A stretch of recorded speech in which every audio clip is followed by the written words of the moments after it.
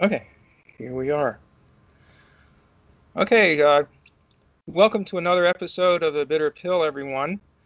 Today I'm joined by Franco Bruno, who is a YouTuber like myself and an activist, and recently has enjoyed quite some success with his YouTube show, going from I think it was around the neighborhood of where I am, with about 100 or so um, subscribers, to about, what is it, about 2,500 now, Franco?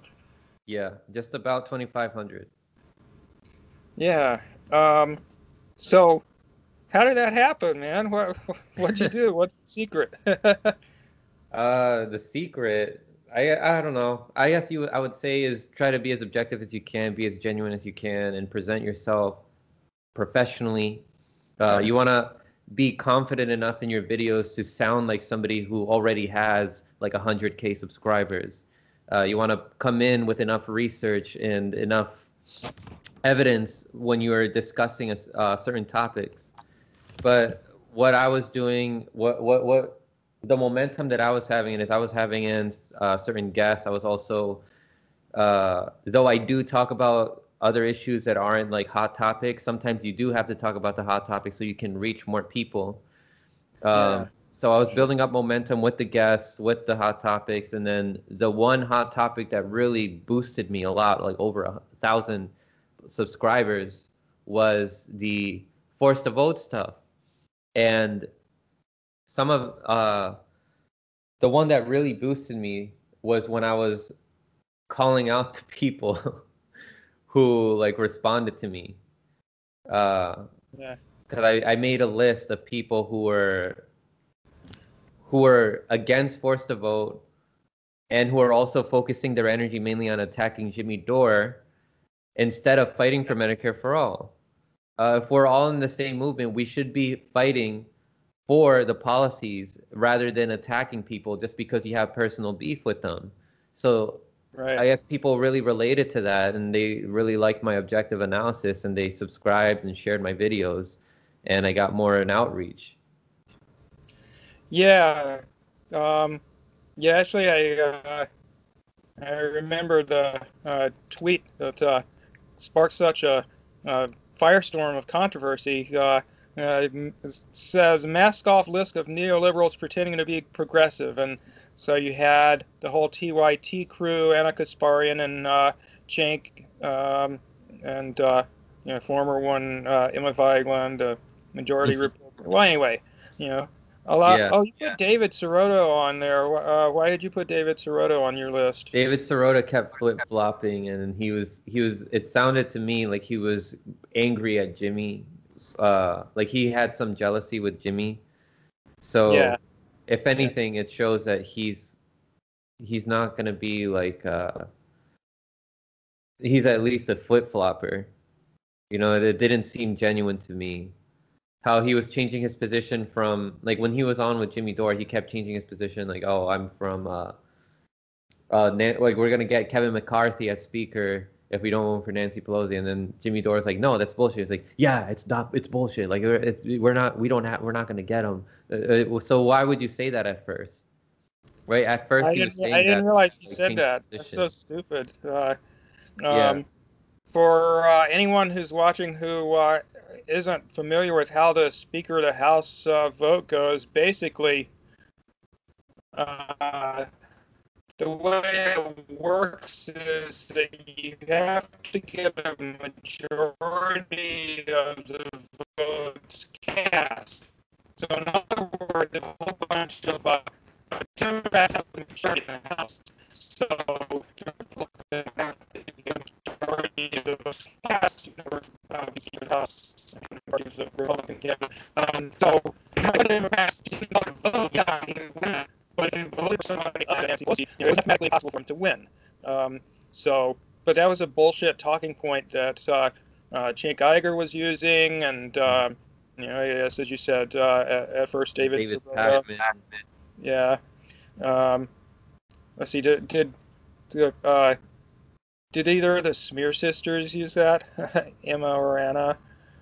Anna Kasparian replied with a GIF. She was the first one who replied to my list with a GIF of somebody driving saying like okay, because I guess she doesn't see herself as a neoliberal, but when you are interviewing war criminals, like for your MSc, quote unquote your MSc, and you're giving them softball interviews and saying that it's an honor to interview them, and when on your show on TYT they're supporting mainstream media talking points about our foreign policy and being for going into certain countries for war, then you're supporting the corporations. You're pretty much supporting neoliberalism.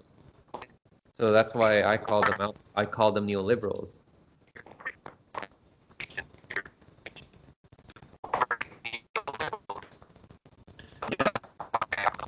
Think about your terminology and be like, wait a minute, is it really fair to call like AOC a neoliberal?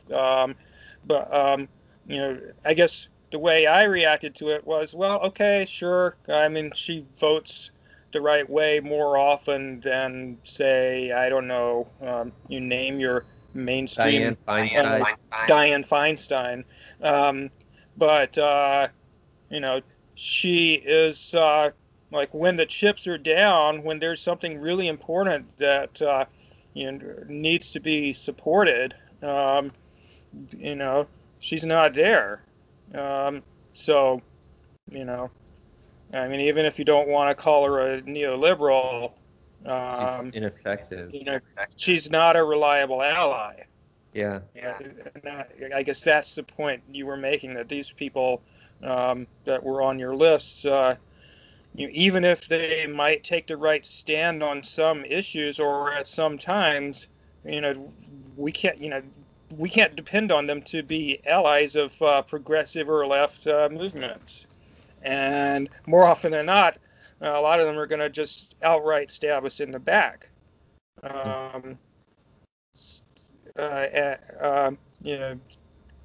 It was just amazing watching how, like every single one of the most vocal leaders of the Force the Vote movement, the movement to pressure the progressives in Congress to, in turn, pressure Nancy Pelosi to bring Medicare for All to the House floor for a vote, which she has the power to do, as a condition for voting for her for Speaker. That was the idea. But, one after another of the most prominent or vocal supporters of it were, just personally attacked in various ways. And, I guess that happened to you as well. If they were secure enough about not being neoliberals or not helping them at least, then they wouldn't have replied so angrily. A lot of them replied so angrily. Yeah. Ben Dixon, when he replied to me, he was like, I'm happy to be on any list that is like against Jimmy Dore. So this guy just can't let go of his ego, his hatred towards Jimmy Dore. Yeah. And also when you're campaigning and asking people for money so that you can like fundraise for Joe Biden, like what TYT did, you're helping corporatism. Like you're helping corporations. Like Joe Biden is not going to help us. So why are you helping him out? Like it's not a strategical. Like I said this in my Force the Vote speech. When it comes to Medicare for All, you're not pressuring these politicians amidst a pandemic, and how millions of people are suffering in death. Thousands are suffering. Tens of thousands are suffering every year from lack of health care. If you don't see the urgency, then that's not a difference in strategy. It's a lack of care. Yeah. Excellent point. I mean, they can claim to be Medicare for all they want. The squad, for instance, like every week, they put out another tweet saying, yeah, Medicare for all. But what are they doing to advance the cause if they're not like taking forceful action to advance the issue? then are they really for it? It's all talk. And then they have like they like have these sweatshirts, they have merchandise and masks that say like Medicare for All. Okay, you're selling that, but what are you doing to actually make it happen? Like this isn't like, use your power in Congress to make it happen. They had an opportunity to withhold their vote. Like their vote is their leverage, and they didn't want to do it. And it's funny how Sam Cedar at first was forced to vote, but then because Jimmy Dore was gaining a lot of traction for this, then his ego kicked in, and he decided to use his energy on attacking Jimmy Dore, which is not surprising of Sam Cedar to do. Yeah, it's really just amazing how there was just laser focus on Jimmy Dore, attacking Jimmy Dore by all of these people, even the ones who claimed to be for forced to vote. So I guess Tim Black, for example, said he was for forced to vote, but I never saw him say much in support of it, and I saw a lot of shit about Jimmy Dore from him. He called Jimmy Dore an alcoholic, and I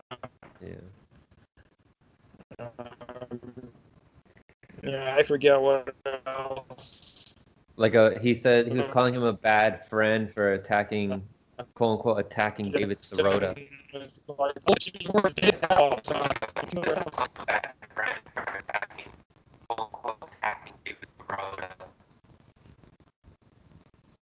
What's that? Sorry, what'd you say? I'm sorry, I'm getting bad feedback. You there, Jeff? Can you hear me? Yeah, I can hear you, but it's like really buzzy. Weird. All right, now it's clear. So you were asking me what I said? Yeah, because Tim Black was calling out. He was saying that Jimmy Dore was attacking David Sirota. Oh yeah, and okay. He kept calling him an alcoholic.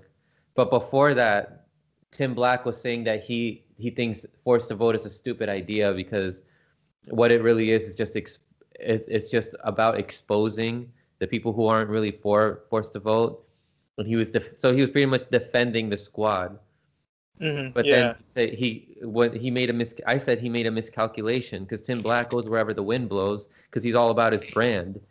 And then when he saw that he was getting attacked for being against forced to vote, then he changed his tune, and then he was like, oh no, I saw Crystal Ball articulated better, even though Crystal Ball was just saying the same thing that Jimmy Dore said. She didn't articulate it better. She was saying it the same way Jimmy Dore was saying. It's just Tim Black making up excuses because he made a miscalculation. He wasn't expecting all that backlash. He didn't want his brand to get hurt. He thought the popular thing was to attack Jimmy Dore.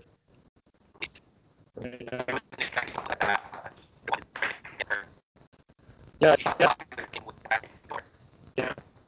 think that's about like these people just go with those and flip-flop. But I guess one thing that people went after Jimmy Dore a lot for was that he cussed out AOC. Said "fuck you, AOC" or something to that effect. So, I mean, do you think there's any issue with tone there, or do you think it's entirely justified to it's an expression of frustration that millions of people are feeling. Like I said, like there's millions of people who are suffering in debt. There's people that are still paying off their loved ones' medical bills who, after they passed away, people are frustrated. We have a homeless crisis, and we should be angry. Like people in Congress aren't doing their jobs, and finally we have somebody who claimed to have been a fighter when she was running, and it said that she was going to bring the ruckus to the DNC and to Nancy Pelosi, and then she's not doing it. She's revealing that she was all talk, and so there's a lot of frustration there. So people feel satisfied when there's somebody out there who's speaking for them, somebody who has a platform and is calling out the BS of these people that claim to be fighters when really they're just career politicians. They're caring more about their careers and their reputations than they care about actually fighting for the people and giving them health care, which is what they originally ran on. Yeah, exactly. I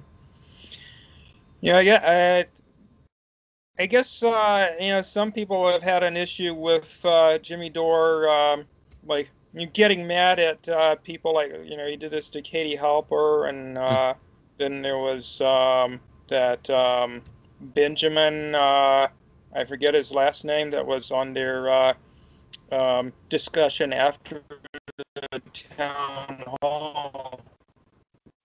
He Yelled at somebody named Ben. I know he yelled at Matt Stoller, but he said that he was just joking around and that Matt knows he's joking around. So, yes, Campbell.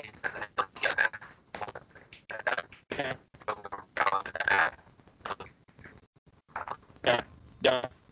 I guess you say, sometimes he appropriate fights off allies, but as far as it's not like AOC or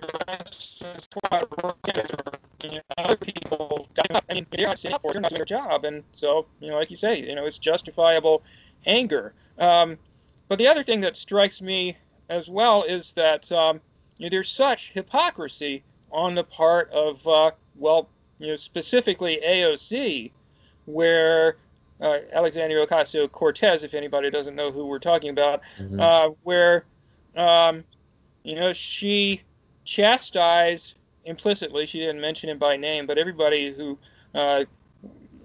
is familiar with the situation knows who she was talking about. She directly chastised Jimmy Dore for telling her to fuck off or whatever. But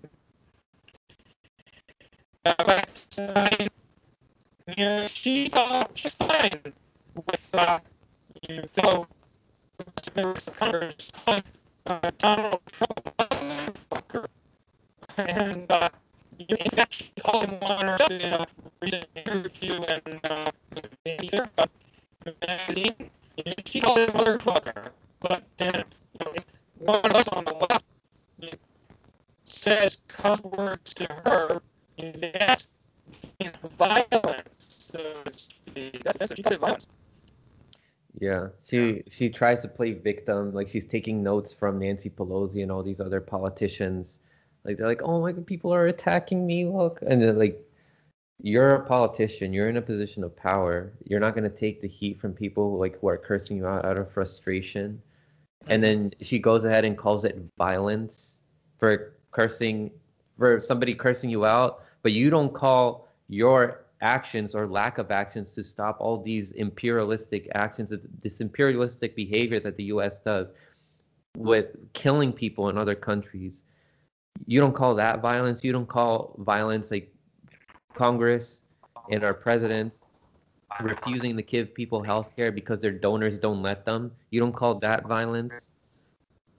It's just absolutely disgusting what she's doing. Like it reveals how self-centered she is. Also, like when the Capitol was stormed the other day, she was like, "I'm okay."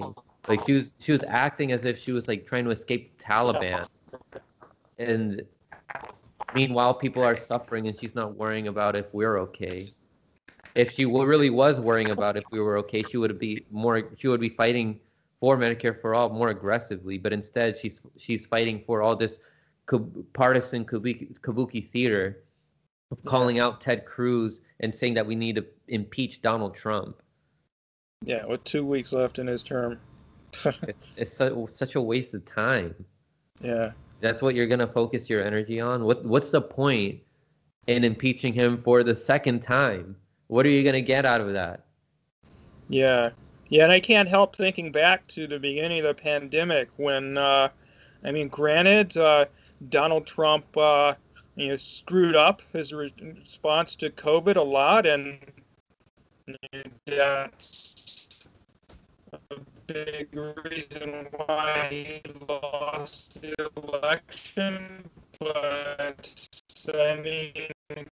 come on, those Democrats in Congress for the whole first part of the year last year on impeachment of Donald Trump, all the focus on.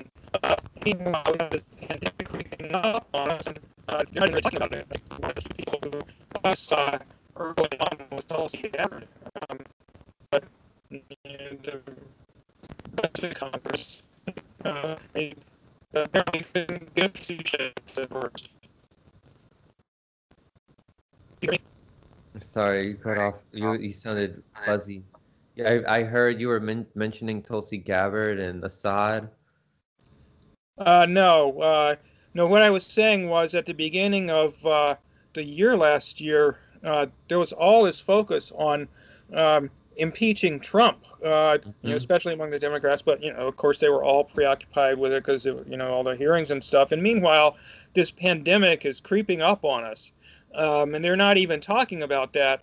And, granted, Trump does deserve a fair bit of blame for how poor the U.S.'s response to the pandemic has been. But, what were the Democrats doing in January, February, and the beginning of March? They were focused on impeaching the president. And what did they do after that, too? Like, they sold they effed us over with the CARES Act, the biggest transfer of wealth in probably human history. And then they did it again with the recent horrendous stimulus package, which gave more money to other countries for more imperialism than it did for actually helping the people of this country.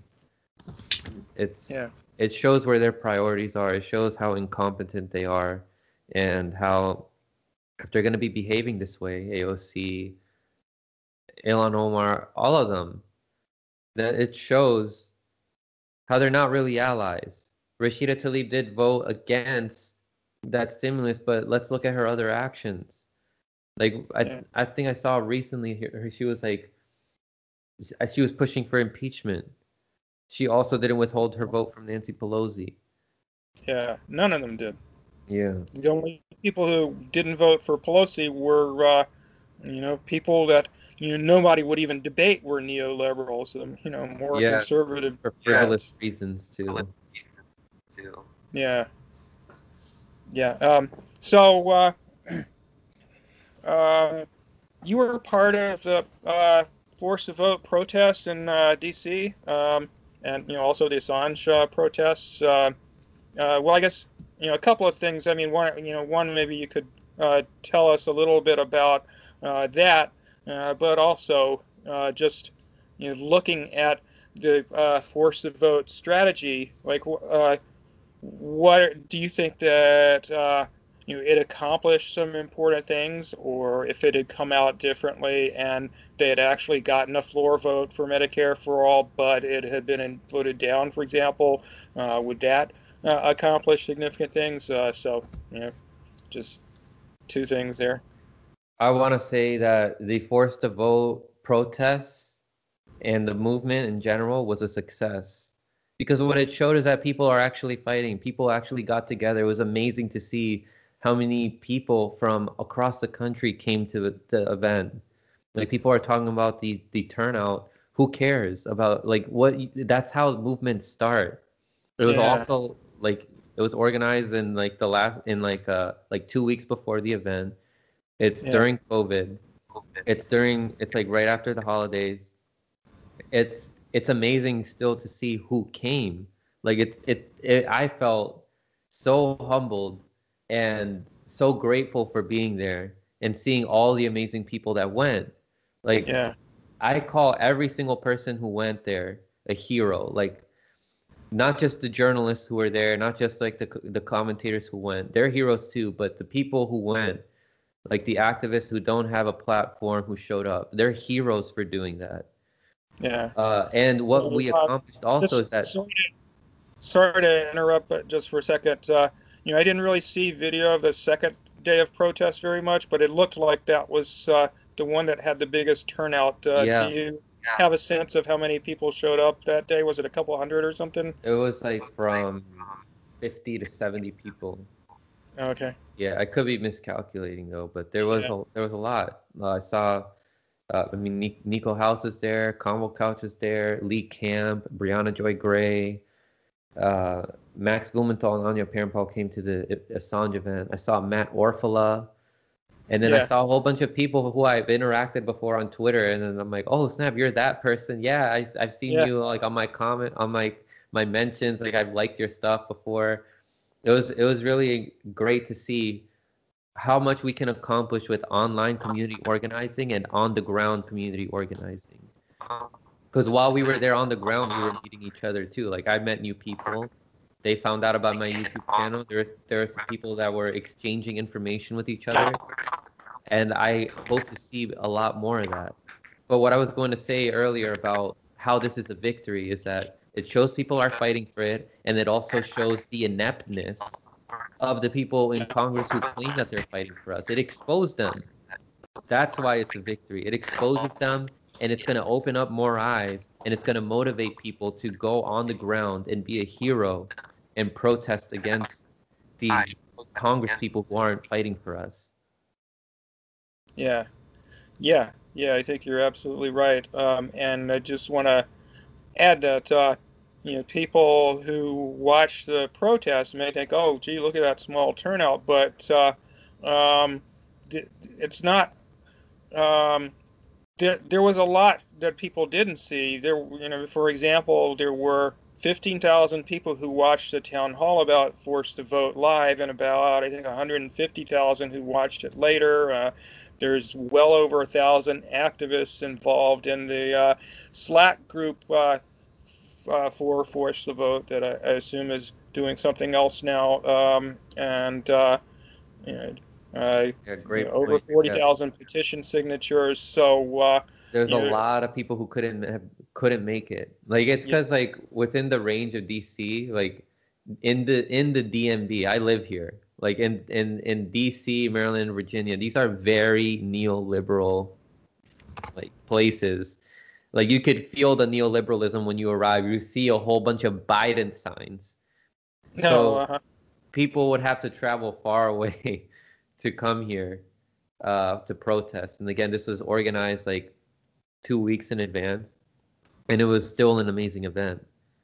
So imagine how much more we could accomplish if we had, organized it further in advance, or if it was somebody with a bigger platform like Jimmy, who was like letting people know that that we're gonna meet up somewhere. So yeah, I mean, the support is there. Yeah, I think so. With more time to plan an event in advance, I think we could have, and no more COVID as well. I think we could see a lot of people turn up for some in person. Um, um, I just recently learned that there's actually a history of activists using this very same tactic back in the 1800s. Anti-slavery activists used the Forced to Vote strategy to pressure Congress into acting against slavery. Have you read anything about that, or have you heard It's just I know that it's basic politics to pressure politicians to do the right thing. Yes. And Anya and Max, when they were talking about how they were telling people what's happening in our country and how there's a debate about whether we should pressure politicians or not, the Venezuelans there were in disbelief. We're debating whether we should pressure politicians. I know. Yeah, it's ridiculous. But it is still incredible, and another thing to add to how this is a victory is that we've moved on from the age of just having TYT and like their sub channels. Like we're starting to see people getting influenced and starting their own channels and taking action. Like I want to give a huge shout out to Jackson Hinkle, who was inspired by people like Richard Medhurst and the Gray Zone to start his channel. He was also inspired by Kyle Kalinske, but he's starting to recognize some of the weaknesses that he has, and he's acknowledging it on his show. So we're gonna see more of that. We're like Jackson Hinkle's just a kid. Like he's 21 years old and he was able to organize this. Imagine years from now, or even like in just a few years, where this movement is going to be as he starts gaining more experience, as I start gaining more experience, and we influence more people. This movement is only going to grow. And I look forward to seeing people moving away from worshiping personalities to fighting for policies. Yeah. Yeah, I think this past year has been a really eye-opening and radicalizing moment for a lot of people.